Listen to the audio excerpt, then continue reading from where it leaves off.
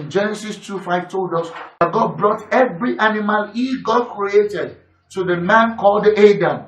After God made man from the rock dust from the earth, God did not just call him man.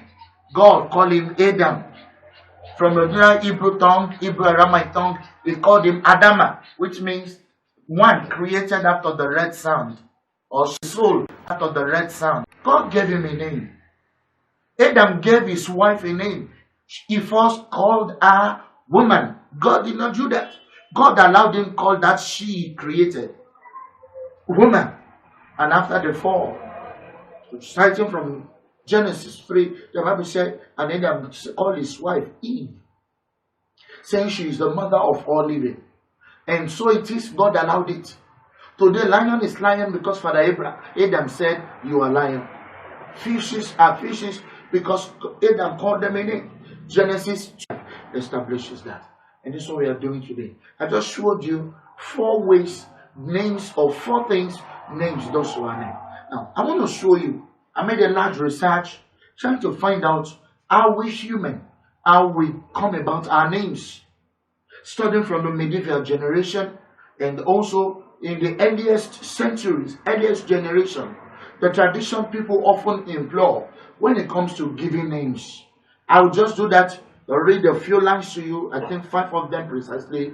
Then I will show you my emphasis. Remember I said today I'm talking about names and its impact on our lives or destiny.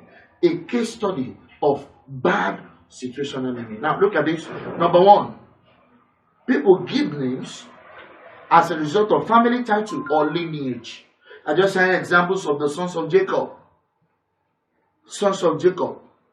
People were named from generation past till now and generation more to come. For example, in the royal house of every nation in the world, they expect people there to have a name.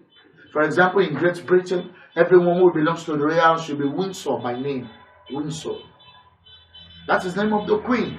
The Queen of England, she should be Elizabeth Windsor by name. Sometimes ago, it used to be a struggle between answering to her name or the name of her husband. Today, they use the name together because they believe that it is the house of the Windsor who is ruling Great Britain presently.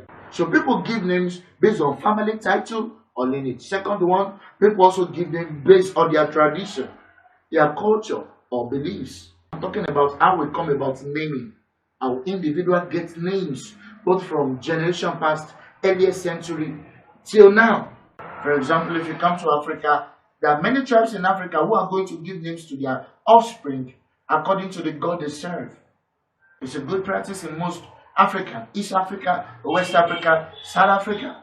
They give names based on what they believe in. They name children based on what they serve. Some give names to their children based on the idol they worship. Some give names to their children if they're Christians or they are Muslims. For example, I know in Islam, male people have answered to this name, answering to the 99 names of God. And more people are still going to be named that way, such as Abdul Malik, Abdul Rahman, and all the rest. These are the names of God. And peradventure parents are Muslims. They are good Muslims that believe so much in the God of Islam. They name their children after that. Abdul Aziz. All these are God's direct name, depicting God's character in different 99-fold. But people call their children by those names. And they believe by calling that, whosoever answers to this name based on Islam religion, whatever the name of God they call the child, they expect such potency of God's grace to be at work in the life of such child. And that is the way it is. Alright, number 3. People also give names based on their religion and conviction. I just talked about the Muslim religion. Then sometimes people give names based on prophecy. It doesn't matter. It's not only Christian prophecy. Some give names based on what their idol says. Example of name being given through prophecy is Genesis 25:22 to 23. Then Genesis 19:19. This is the case study of Isaac, the son of Abraham. We must be careful. You know, this is something we must take note of, especially as Christians. Listen to me, child of God.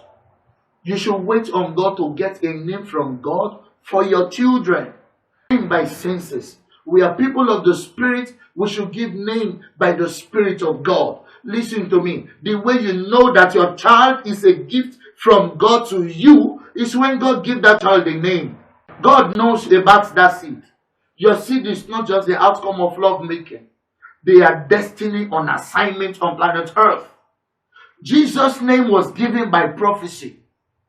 It was not just okay that one Virgin Mary is going to give birth. You can even be sure that when Mary knew that she was only fulfilling the prophecy of Isaiah, the great man of God, you could just call him Emmanuel. But no, the angel said you will call him Jesus. That should ring a bell. He is the Son of God. Prophecy already told us what his name will be. His name will be called Emmanuel, God with us. But when the time of fulfillment of prophecy came, they said his name must be Jesus. His mother was told his name will be Jesus. This is what God did to Father Abraham too. And after Father Abraham, Genesis 19, entertained the angel. He entertained them. And as he was taking good care of them, the Bible said the angel gave prophecy and said, Sarah, your wife, shall have a child. As soon as Sarah laughed, because of what she did in response to the prophetic, the angel said the son will be called Isaac. Wow. Which means laughter.